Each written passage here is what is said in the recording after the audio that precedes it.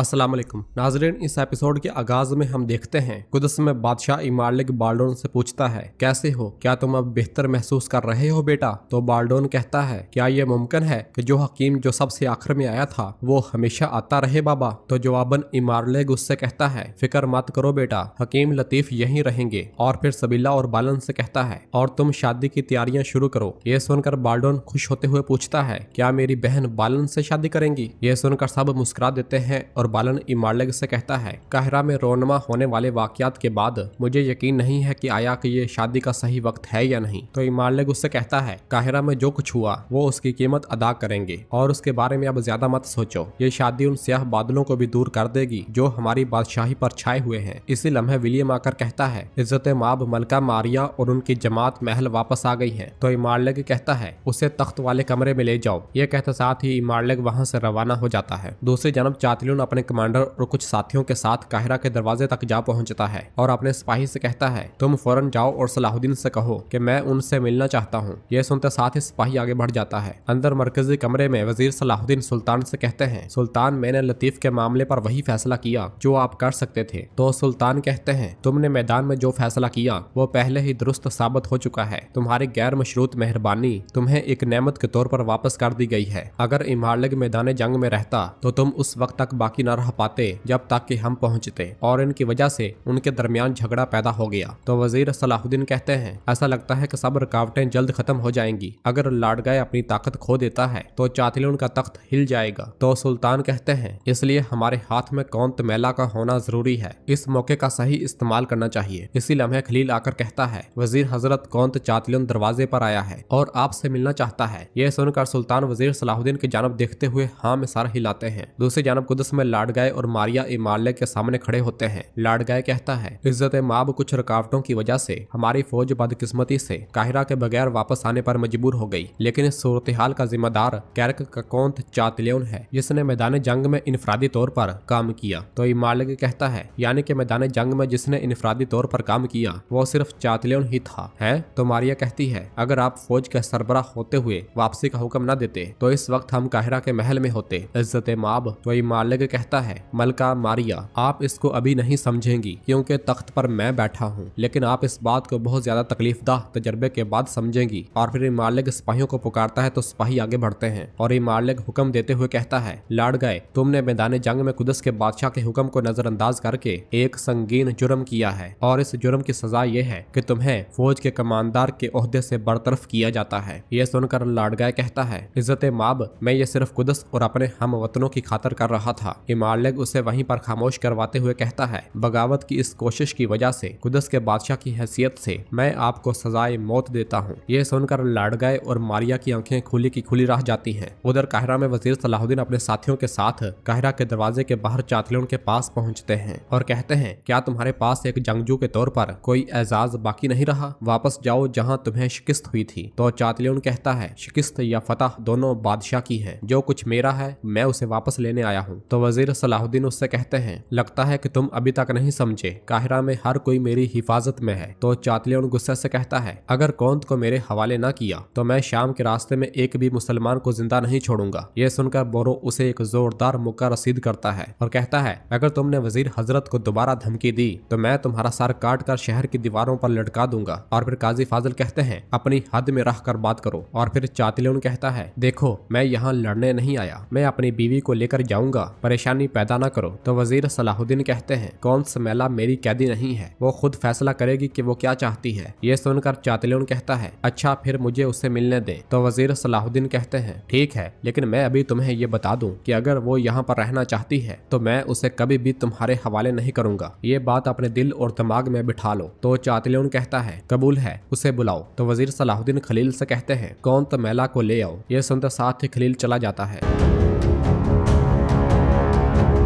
उधर कुदस में मारिया इमारलिक से कहती है, काहिरा में जो कुछ हुआ हम सब के लिए मुश्किल था, लेकिन जो भी फैसला आप अपने गुस्से की वजह से करते हैं उससे कुदस को नुकसान पहुंचेगा। मैं आपसे दरख्वास्त करती हूं कि लाडगाय की सजाए मौत पर नजरसानी करें। तो इमारलिक कहता है, मेरे ख्याल में लाडगाय की बजाय अपने मुस्तकबिल के बारे में सोचना आपके लिए ज्यादा बेहतर है मारिया। तो मारिया कहती है, क्या आप मुझे फांसी की धमकी दे रहे हैं जैसे आपने लाडगाय को सुनाई है? यह सुनकर इमारलिक कहता है, मैं कुछ देर सोचूंगा कि आपको क्या सजा दूंगा, अब आप बाहर जाएं। मारिया जैसे ही बाहर जाने लगती है तो इमारलिक मजीद कहता है, क्योंकि तुम मेरी बीवी हो तो तुम अब जिंदान में नहीं रहोगी, लेकिन एहतियात करो और ज्यादा घूमने फिरने से एहतियात करो। तो मारिया उससे कहती है, यकीन रखें आप मेरे बारे में जो भी फैसला करेंगे मैं उसे कबूल करूंगी। उधर काहिरा में खलील मैला को लेकर वजीर सलाहुद्दीन के पास आता है। चादलोन को देखकर मैला बहुत ज्यादा डर जाती है और कहती है, वजीर सलाहुद्दीन यहाँ पर क्या हो रहा है? तो वजीर सलाहुद्दीन कहते हैं, आपका शोहर आपको लेने आया है, आप इसके साथ जाने के लिए आजाद हैं, लेकिन जैसा कि मैंने पहले भी कहा था, अगर आप यहाँ पर रहना चाहती हैं तो मैं आपको इसके हवाले नहीं करूंगा। और फिर चादलोन मैला से कहता है, मेरी सुर्ख सितारा, बराए करम इन्हें वो जवाब दो जिनके ये हकदार है। मैं वादा करता हूँ कि अब तक जो कुछ भी हुआ उसे भूल जाऊंगा, क्योंकि तुम्हारी गैर मौजूदगी ने मुझे बहुत कुछ सिखाया है। चलो घर चलते हैं। यह सुनते हुए मैला सोच में पड़ जाती है। दूसरी जानब कुदस में बादशाह इमालिक बालन और विलियम के साथ मौजूद होता है और कहता है, मेरा फैसला जो मैं मलका मारिया के खिलाफ दूंगा। तो विलियम एकदम से कहता है, ये बाजंतीन को अपने मुकाबले लाने के मुतरादिफ होगा। मगर इमालिक कहता है, मुझे परवाह नहीं है विलियम, ना बाजंतीनी और ना ही सुरमा मेरा कुछ नहीं बिगाड़ सकते। और फिर बालन कहता है, इज्जत माब फिर भी वो जवाबी मुहिम शुरू कर सकते हैं, हमें मोहतात रहना चाहिए। तो इमालिक कहता है, सबसे बेहतरीन एहतियात हमला करना है बालन। लाड़गए, मलका मारिया और चातलियन हर चीज के जिम्मेदार हैं। कौंत बालन, अपनी फौज तैयार करो और कैरक की जानब रवाना हो जाओ। तुम्हें चातलियन के किले पर कब्जा करना है और उससे कौंत का वो खिताब छीनना है जिसका वो मुस्तहिक नहीं है। मैं तुम्हें और तुम्हारी फौज को पूरा अख्तियार देता हूँ। बालन, चातलियन को यहाँ लाए बगैर मत लौटना। दूसरी जानब काहिरा में बहुत देर सोचने के बाद मैला चातलियन से कहती है, मैं काहिरा में रहना चाहती हूँ, मैं कैरक हरगिज नहीं जाऊंगी। ये सुनकर चातलियन को बहुत ज्यादा गुस्सा आता है और वो कहता है, क्या तुम्हें एहसास है कि तुम क्या कह रही हो? क्या तुम यहाँ पर महाजिर बनकर रहोगी और कैरक के लोगों को अकेला छोड़ दोगी? और फिर मैला वजीर सलाहुद्दीन की जानब देखते हुए कहती है, मेरा फैसला हतमी है, मैं नहीं जाना चाहती। तो वजीर सलाहुद्दीन चातलियन से कहते हैं, तुमने जवाब सुना, ये फैसला बदलने तक मेरी पनाह में रहेंगी। तो चातलियन गुस्से से कहता है, मैं इससे तंग आ गया हूँ, जो मेरा है वो मुझसे कोई नहीं छीन सकता। वजीर सलाहुद्दीन, मेरी बीवी मुझे वापस करो। तो वजीर सलाहुद्दीन उससे कहते हैं, मैंने शुरू से अपनी बात तुमसे कही, अब बदतमीजी किए बगैर वापस चले जाओ। मगर चातलियन कहता है, मैला तुम मेरे साथ रहोगी। ये कहते साथ ही वो जैसे ही आगे बढ़ता है तो बोरो की तलवार उसकी गर्दन पर चली जाती है और बोरो उससे कहता है, अगर तुमने दूसरा कदम उठाया तो मैं तुम्हारा गला काट दूंगा। तो चातलियन कहता है, मैं तुमसे इसकी अदायगी करवाऊंगा वजीर सलाहुद्दीन। तो जवाबन वजीर सलाहुद्दीन कहते हैं, चातलियन जिंदा वापस चले जाओ और अपने लाचार तख्त पर बैठो। जिस दिन मैं कैरक को फतह करने आऊंगा उस दिन का इंतजार करो। ये कहते साथ ही वजीर सलाहुद्दीन मैला के साथ वापस पलट जाते हैं और फिर अंदर दाखिल होते हुए मैला कहती है, मोहतरम वजीर साहब, आपने जो कुछ किया उसका बहुत शुक्रिया। तो वजीर सलाहुद्दीन उससे कहते हैं, तुम जब तक चाहो काहिरा में रह सकती हो, लेकिन तुम्हें अपने अगले इकदामात के बारे में एहतियात से सोचने की जरूरत है। ये सुनकर मैला कहती है, असल में मैं आपसे इसके बारे में खसूसी बात करना चाहती थी। तो जवाबन वजीर सलाहुद्दीन कहते हैं, अब मुमकिन नहीं, जरा आराम करो, मैं अपने काम से वापस आ जाऊं, उसके बाद हम बैठकर बात करेंगे। ये कहते साथ ही वजीर सलाहुद्दीन आगे बढ़ जाते हैं और मैला मुस्कुराते हुए उन्हें देख रही होती है, जबकि बाहर से बोरो भी वापस पलट जाता है और चातलियन अपनी तलवार जमीन में गाड़ते हुए कहता है, मैं अपनी फौज जमा करके वापस आऊंगा, ख्वाह मेरी जिंदगी को खतरा ही क्यों ना हो। मैं काहिरा को इनके सरों पर गिरा दूंगा। खुदा की कसम, मैं जितना वक्त यहाँ पर जलीलो खवार हुआ हूँ, कैरक जाते हुए जितने भी रास्ते में मुसलमान हैं सबको खत्म कर दूंगा। दूसरी जानब कुदस में संघारियोस मारिया से कहता है, ये सब कुछ होने के बाद मुझे यकीन नहीं है कि आपका यहाँ पर रहना कितना महफूज है। तो मारिया उससे कहती है, मैं कहीं नहीं जा रही कमांडर, तुम पुरसकून रहो। लाड़गए बादशाह इमालिक के लिए एक सादा सा प्यादा है जिसे वो आसानी से खत्म कर सकता है, उसे अपना प्यादा निगल लेने दो और दोबारा उसे अपने आप को ताकतवर समझने दो। इसी लम्हे मारिया की खादमा एली वहाँ पर आती है। मारिया उससे कहती है, मैं महल में होने वाली हर चीज के बारे में आगाह होना चाहती हूँ, चौकस रहो, खास तौर पर लाड़गए और उसके वफादार सिपाहियों की तरफ से। नाज़रीन, फिर इसके बाद हम देखते हैं कि काहिरा में बाजार में मौजूद एक ताजर जमशेद से कहता है, खरीदार भाग गए हैं और नुकसान बहुत ज्यादा है, हम इसकी तलाफी कैसे करेंगे? तो जमशेद उससे कहता है, मोहतरम, अब से मिस्र में एक नया निजाम है, इंतजार करो और देखो कि सब कुछ कैसे फले फूलेगा। पास ही में अलीसा अपने साथी के साथ आगे बढ़ रहा होता है और कहता है, बहरहाल हाल जो हुआ हो गया, अब हमारे पास वजीर सलाहुद्दीन की जानब से तजारत का खसूसी इजाजतनामा है, हमारे पास सलाहुद्दीन का एतमाद हासिल करने के अलावा और कोई चारा नहीं है। और फिर अंदर असफहानी सुल्तान से कहते हैं, मेरे सुल्तान, हम पूरे काहिरा में रहे हैं, लोग सलाहुद्दीन के इंतजाम से पूरे मुतमईन हैं, उनकी वहद शिकायत वो नुकसान है जो उन्हें बगावत और मुहासरे के नतीजे में पहुंचा है। तो जवाबन सुल्तान कहते हैं, उनके नुकसानात जल्द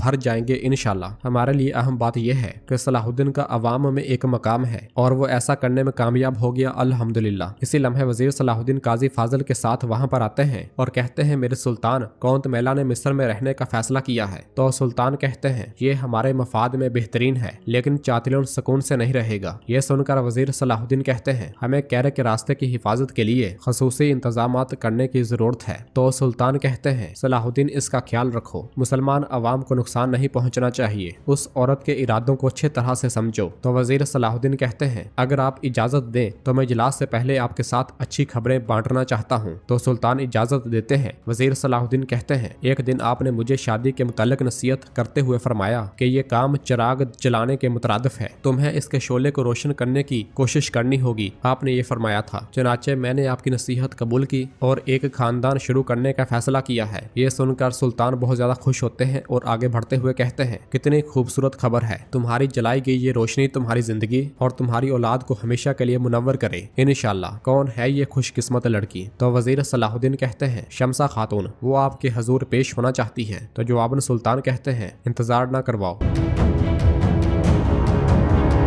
तो नाज़रीन इसके साथ ही एपिसोड भी खत्म करते हैं। मिलते हैं बहुत जल्द अगली एपिसोड के साथ। वीडियो को लाइक कर दे और जिन दोस्तों ने अभी तक चैनल सब्सक्राइब नहीं किया वो जल्दी से चैनल सब्सक्राइब कर दे और बेल आइकन यानी घंटी वाले निशान को भी प्रेस कर दे ताकि आने वाला एपिसोड आपको आसानी मिल सके। दुआ में याद रखें। अल्लाह हाफिज।